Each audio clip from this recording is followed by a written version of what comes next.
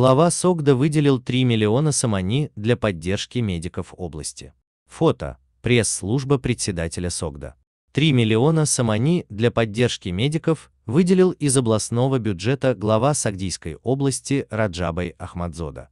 Как сообщает пресс-служба главы СОГДа, из выделенных средств 1 миллион сомани будет направлен на финансовое поощрение медработников области, ведущих борьбу с коронавирусом, а 2 миллиона сомани для закупки для них специальной одежды.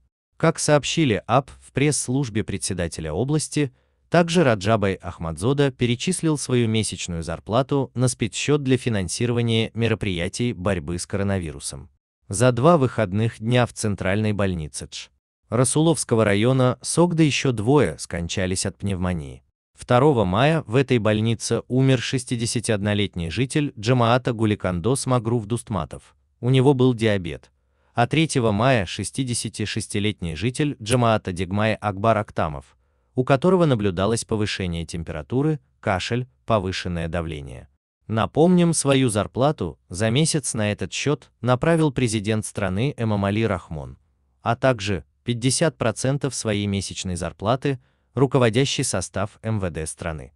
Между тем, во многих министерствах и ведомствах Таджикистана, особенно рядовые чиновники опасаются, что кампания по перечислению зарплат на спецсчет станет для них добровольно-принудительной.